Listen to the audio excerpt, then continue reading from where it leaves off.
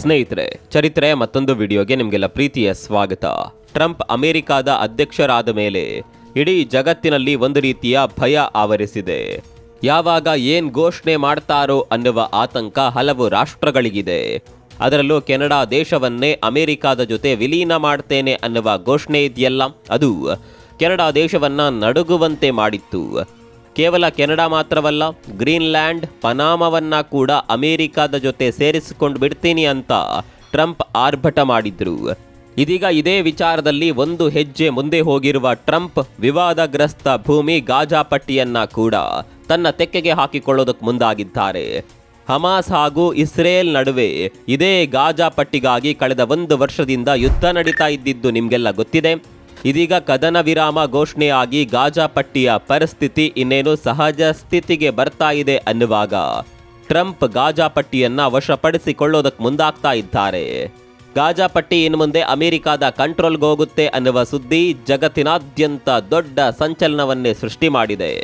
ಅಲ್ಲಿಗೆ ಇಲ್ಲಿವರೆಗೆ ಯುದ್ಧದ ಬೆಂಕಿಯಲ್ಲಿ ಬೆಂದಿದ್ದ ಗಾಜಾ ಪಟ್ಟಿ ಇದೀಗ ಮತ್ತೊಂದು ಸಂಕಷ್ಟವನ್ನ ಎದುರಿಸುವ ಕಾಲ ಹತ್ತಿರ ಬರ್ತಾ ಇದೆ.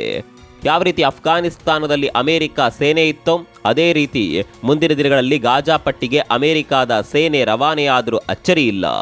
ಒಂದ್ ವೇಳೆ ಹೀಗಾಗಿದ್ದೇ ಆದಲ್ಲಿ ಹಮಾಸ್ ಅಂತೂ ಬುಡ ಸಮೇತ ನೆಲಕಚ್ಚುತ್ತೆ. ಅದರ ಜೊತೆಗೆ ಇಸ್ರೇಲ್ನ ವಿಸ್ತರಣಾ ದಾಹ ಕೂಡ ನಿಂತು ಹೋಗುತ್ತೆ. ಈ ಮೂಲಕ ಒಂದೇ ಕಲ್ಲಿನಲ್ಲಿ 2 ಹಕ್ಕಿ ಹೊಡೆಯೋದಕ್ಕೆ ಅಮೆರಿಕ ಮುಂದಾಗಿದೆ. ಅಷ್ಟಕ್ಕೂ ಏನಿದು ಟ್ರಂಪ್ ಪ್ಲಾನ್? ಮುಂದೆ ಗಾಜಾ ಪಟ್ಟಿ ಅಮೆರಿಕಾದ ಭಾಗವಾಗಿ ಬಿಡುತ್ತಾ? ಗಾಜಾ ಪಟ್ಟಿ ಅಮೆರಿಕಾದ ಕಂಟ್ರೋಲ್ಗೆ ಬಂದರೆ ಹಮಾಸ್ನ ಕಾರ್ಯಚಟುವಟಿಕೆ ನಿಂತು ಹೋಗುತ್ತಾ? ಅಮೆರಿಕಾದ ಈ ಪ್ಲಾನ್ಗೆ ಇಸ್ರೇಲ್ ಏನ್ ಹೇಳುತ್ತೆ? ಎಲ್ಲವನ್ನ ಡೀಟೇಲ್ ಆಗಿ ತೋರಿಸ್ತೀವಿ ನೋಡಿ.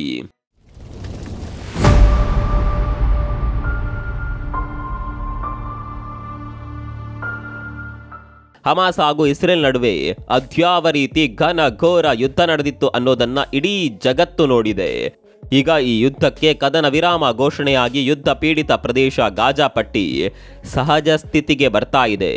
ಹೀಗಿರುವಾಗಲೇ ಗಾಜಾ ಪಟ್ಟಿಯ ಜನರಿಗೆ ಶಾಕಿಂಗ್ ನ್ಯೂಸ್ ಒಂದು ಹೊರಬಿದ್ದಿದೆ. ಅದೇನಪ್ಪಾ ಅಂದ್ರೆ ಗಾಜಾ ಪಟ್ಟಿ ಇನ್ನು ಮುಂದೆ ಅಮೆರಿಕಾದ ಕಂಟ್ರೋಲ್ಗೆ ಹೋಗುತ್ತೆ ಅನ್ನುವ ಸುದ್ದಿ. ಸ್ನೇಹಿತರೆ, ನಿಮಗೆ ಗೊತ್ತಿರಲಿ, ಇತ್ತೀಚೆಗೆ ಅಮೆರಿಕಾದ ನೂತನ ಅಧ್ಯಕ್ಷ ಹಾಗೂ ಇಸ್ರೇಲ್ ಪ್ರಧಾನಿ ನೆತನ್ಯಾಹು ಜಾಯಿಂಟ್ ಪ್ರೆಸ್ ಮೀಟ್ ಮಾಡಿದ್ರು. ಇದೇ ಪ್ರೆಸ್ ಮೀಟ್ ನಲ್ಲಿ ಟ್ರಂಪ್ ಗಾಜಾ ಪಟ್ಟಿಯನ್ನ ಅಮೆರಿಕ ಟೇಕ್ ಓವರ್ ಮಾಡುತ್ತೆ ಅನ್ನುವ ಮಾತನ್ನ ಹೇಳಿದ್ದು. ಕೇವಲ ಟೇಕ್ ಓವರ್ ಮಾತ್ರವಲ್ಲ, ನೆತನ್ಯಾಹು ಜೊತೆ ಮಾತುಕತೆ ನಡೆಸಿ ಗಾಜಾ ಪಟ್ಟಿಯನ್ನ ಮುಂದಿನ ದಿನಗಳಲ್ಲಿ ಅಮೆರಿಕಾದ ಭಾಗವಾಗಿ ಮಾಡುವ ಪ್ರಸ್ತಾವನೆ ಬಗ್ಗೆ ಟ್ರಂಪ್ ಸುಳಿವು ನೀಡಿದ್ರು. ಅಂದಹಾಗೆ ಟ್ರಂಪ್ ಗಾಜಾ ಪಟ್ಟಿಯ ವಿಚಾರದಲ್ಲಿ ದೊಡ್ಡ ಪ್ಲಾನ್ ಅನ್ನೇ ಮಾಡಿಕೊಂಡು ಬಿಟ್ಟಿದ್ದಾರೆ. ಯುದ್ಧದಿಂದಾಗಿ ಗಾಜಾ ಪಟ್ಟಿ ಸಂಪೂರ್ಣವಾಗಿ ನಾಮಾವಶೇಷವಾಗಿದೆ. ಹೀಗಾಗಿ ಗಾಜಾ ಪಟ್ಟಿಯನ್ನ ರೀಬಿಲ್ಡ್ ಮಾಡಬೇಕು. ಗಾಜಾ ಪಟ್ಟಿಯನ್ನ ಮರುಸ್ಥಾಪನೆ ಮಾಡುವ ಜವಾಬ್ದಾರಿ ನಮ್ಮದು. ಈ ನಗರವನ್ನ ಮತ್ತೊಮ್ಮೆ ಕಟ್ಟಿ ಎಕಾನಮಿಕ್ ಹಬ್ ಆಗಿ ಮಾಡುವ ಪ್ಲಾನ್ ಟ್ರಂಪ್ಗಿದೆ. ಹಾಗಂತ ಇಲ್ಲಿ ಟ್ರಂಪ್ ಗಾಜಾ ಪಟ್ಟಿಗೆ ಸಹಾಯ ಮಾಡ್ತಾ ಇದ್ದಾರೆ ಅಂತ ಅಂದುಕೊಳ್ಳಬೇಡಿ.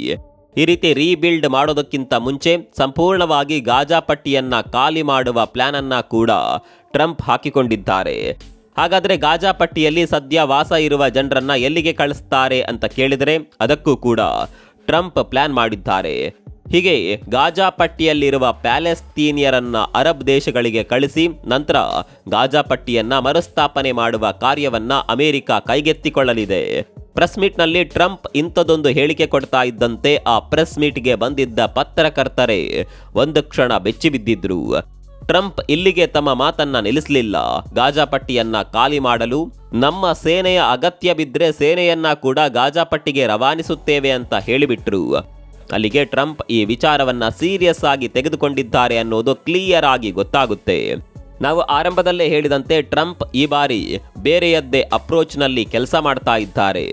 ಅವರು ಕೇವಲ 50 ರಾಜ್ಯಗಳ ಯುನೈಟೆಡ್ ಸ್ಟೇಟ್ಸ್ ಅನ್ನ ಆಳುವ ಮನಸ್ಥಿತಿಯಲ್ಲಿದ್ದಂತೆ ಕಾಣಿಸ್ತಾ ಇಲ್ಲ. ಅಮೆರಿಕವನ್ನ ವಿಸ್ತರಣೆ ಮಾಡುವ ದೊಡ್ಡ ಗುರಿಯನ್ನ ಇಟ್ಕೊಂಡಂತೆ ಕಾಣಿಸುತ್ತಿದೆ. ಅದರಲ್ಲೂ ಕೆನಡಾವನ್ನ ಅಮೆರಿಕಾದ 51ನೇ ರಾಜ್ಯ ಮಾಡೋದಾಗಿ ಟ್ರಂಪ್ ಓಪನ್ ಆಗಿಯೇ ಘೋಷಣೆ ಮಾಡಿದ್ರು. ಕೇವಲ ಕೆನಡಾ ಮಾತ್ರವಲ್ಲ, ಗ್ರೀನ್ಲ್ಯಾಂಡ್ ಅನ್ನ ಕೂಡ ಖರೀದಿ ಮಾಡುವ ಪ್ಲಾನ್ ನಲ್ಲಿ ಟ್ರಂಪ್ ಇದ್ದಾರೆ. ಖರೀದಿ ಮಾಡೋದಕ್ಕೆ ಅಡ್ಡಿ ಎದುರಾದರೆ ಅದನ್ನ ವಶಪಡಿಸಿಕೊಳ್ಳುವ ಸಾಧ್ಯತೆ ಕೂಡ ಇದೆ.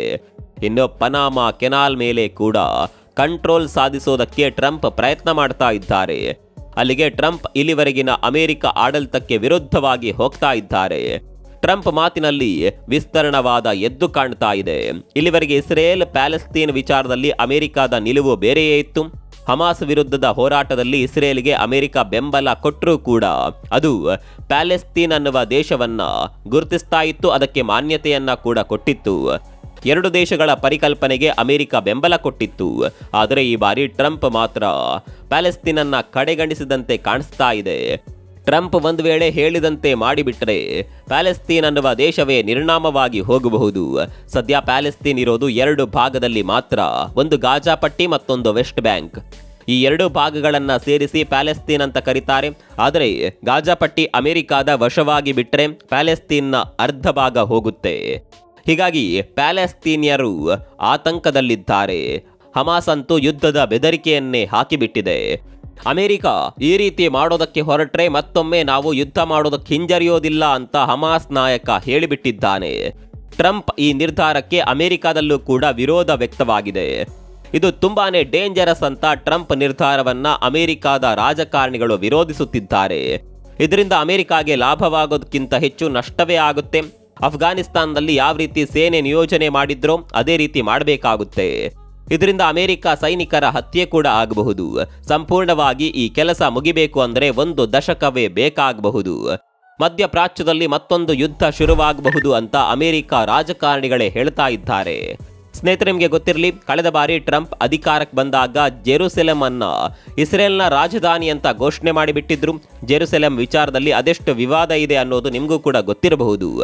ಹಾಗಿದ್ರು ಜೆರುಸೆಲೆಮೇ ಇಸ್ರೇಲ್ನ ರಾಜಧಾನಿ ಅಂತ ಟ್ರಂಪ್ ಹೇಳಿದ್ರು. ಕೇವಲ ಹೇಳಿದ್ದು ಮಾತ್ರವಲ್ಲ, ಅಮೆರಿಕದ ರಾಯಭಾರಿ ಕಚೇರಿಯನ್ನ ಕೂಡ ಜೆರುಸೆಲೆಂಗೆ ಶಿಫ್ಟ್ ಮಾಡಿದ್ರು. ಇದೀಗ ಪ್ಯಾಲೆಸ್ತೀನ್ ವಿಚಾರವಾಗಿ ಟ್ರಂಪ್ ಯಾರೂ ಕೂಡ ಊಹೆ ಮಾಡದ ನಿಲುವು ತಾಳುತ್ತಿದ್ದಾರೆ. ಪರಿಣಾಮ ಏನಾಗಬಹುದು ಅನ್ನೋದನ್ನ ಕೂಡ ಯೋಚನೆ ಮಾಡದೆ ಗಾಜಾ ಪಟ್ಟಿಯನ್ನೇ ವಶಪಡಿಸಿಕೊಳ್ಳುವ ಪ್ಲಾನ್ನಲ್ಲಿದ್ದಾರೆ. ಹಾಗಂತ ಈ ಪ್ಲಾನ್ ಕಾರ್ಯರೂಪಕ್ಕೆ ಬರೋದು ಅಷ್ಟು ಸುಲಭವಲ್ಲ. ಗಾಜಾ ಪಟ್ಟಿಯನ್ನ ಒಂದು ವೇಳೆ ಅಮೆರಿಕ ವಶಪಡಿಸಿಕೊಂಡ್ರೂ ಕೂಡ ಮುಂದೆ ಆಡಳಿತ ಹೇಗೆ ನಡೆಸಬೇಕು ಅನ್ನೋದನ್ನ ನೋಡಿಕೊಳ್ಳಬೇಕು. ಶಾಂತಿಯಿಂದ ಅಂತೂ ಆಡಳಿತ ನಡೆಸೋದಕ್ಕೆ ಸಾಧ್ಯವಿಲ್ಲ, ಅದಕ್ಕೆ ಹಮಾಸ್ ಅವಕಾಶ ಮಾಡಿಕೊಡೋದಿಲ್ಲ.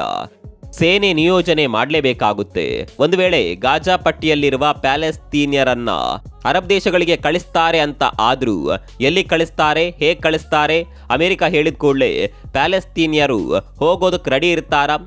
ಒಂದು ವೇಳೆ ವಿರೋಧ ವ್ಯಕ್ತಪಡಿಸಿದ್ರೆ ಅದನ್ನ ಅಮೆರಿಕ ಯಾವ ರೀತಿ ಎದುರಿಸುತ್ತೆ ಅನ್ನುವ ಪ್ರಶ್ನೆಗಳು ಕೂಡ ಸಹಜವಾಗಿಯೇ ಏಳುತ್ತೆ. ಸ್ನೇಹಿತರೆ, ನಿಮ್ಗೆ ಗೊತ್ತಿರಲಿ, ಈಗಾಗಲೇ ಈಜಿಪ್ಟ್, ಜಾರ್ಡನ್ ಅಂತಹ ದೇಶದಲ್ಲಿ ಸಾವಿರಾರು ಪ್ಯಾಲೆಸ್ತೀನ್ ನಿರಾಶ್ರಿತರಿದ್ದಾರೆ. ಇವರಿಗೆ ಆಶ್ರಯ ಕೊಡೋದಕ್ಕೆ ಕೂಡ ಈ ದೇಶಗಳು ರೆಡಿ ಇಲ್ಲ. ಈಗ ಎಲ್ಲಾ ಜನರನ್ನ ಖಾಲಿ ಮಾಡಿ ಅರಬ್ ದೇಶಗಳಿಗೆ ಕಳಿಸ್ತಾರೆ ಅಂತ ಬಂದಾಗ ಅರಬ್ ದೇಶಗಳಾದರೂ ಇದಕ್ಕೆ ಒಪ್ಪಿಕೊಳ್ಳುತ್ತವಾ ಅನ್ನುವ ಪ್ರಶ್ನೆ ಕೂಡ ಇದೆ. ಒಂದು ವೇಳೆ ಅಮೆರಿಕ ಅಂದುಕೊಂಡದ್ದನ್ನೆಲ್ಲ ಮಾಡಿಬಿಟ್ರೂ ಕೂಡ ಜಾಗತಿಕ ಮಟ್ಟದಲ್ಲಿ ಅದಕ್ಕೆ ವಿರೋಧ ವ್ಯಕ್ತವಾಗೋದಿಲ್ವಾ? ಗಾಜಾಪಟ್ಟಿ ಅಮೆರಿಕದ ಭಾಗ ಅಂತ ಜಗತ್ತು ಒಪ್ಪಿಕೊಳ್ಳುತ್ತಾ? ಅಂತಾರಾಷ್ಟ್ರೀಯ ಮಟ್ಟದಲ್ಲಿ ಅದಕ್ಕೆ ಮಾನ್ಯತೆ ಸಿಗುತ್ತಾ?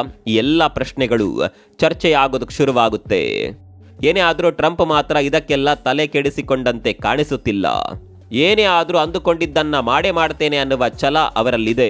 ಇಲ್ಲಿವರೆಗೆ ಅಮೆರಿಕ, ಇಸ್ರೇಲ್ ಹಾಗೂ ಪ್ಯಾಲೆಸ್ತೀನ್ ನಡುವಿನ ಕದನದಲ್ಲಿ ನೇರವಾಗಿ ಭಾಗಿಯಾಗಿರಲಿಲ್ಲ. ಇಸ್ರೇಲ್ಗೆ ಪರೋಕ್ಷ ಬೆಂಬಲ ಕೊಡ್ತಾ ಇತ್ತು ಅಷ್ಟೇ. ಆದರೆ ಟ್ರಂಪ್ ನೇರ ಬೆಂಬಲಕ್ಕೆ ಮುಂದಾದ ರೀತಿ ಇದೆ. ಮುಂದೆ ಟ್ರಂಪ್ ಹೇಳಿದಂತೆ ಮಾಡಿದ್ರೂ ಅಚ್ಚರಿ ಇಲ್ಲ. ಒಂದ್ ವೇಳೆ ಮಾಡಿಬಿಟ್ರೆ ಜಗತ್ತು ಮತ್ತೊಂದು ಯುದ್ಧವನ್ನ ನೋಡುತ್ತೆ ಅನ್ನೋದು ಕೂಡ ಸತ್ಯ. ನಿಮ್ ಪ್ರಕಾರ ಗಾಜಾ ಪಟ್ಟಿಯನ್ನ ಅಮೆರಿಕ ವಶಪಡಿಸಿಕೊಳ್ಳಬೇಕಾ? ಕಾಮೆಂಟ್ ಮಾಡಿ.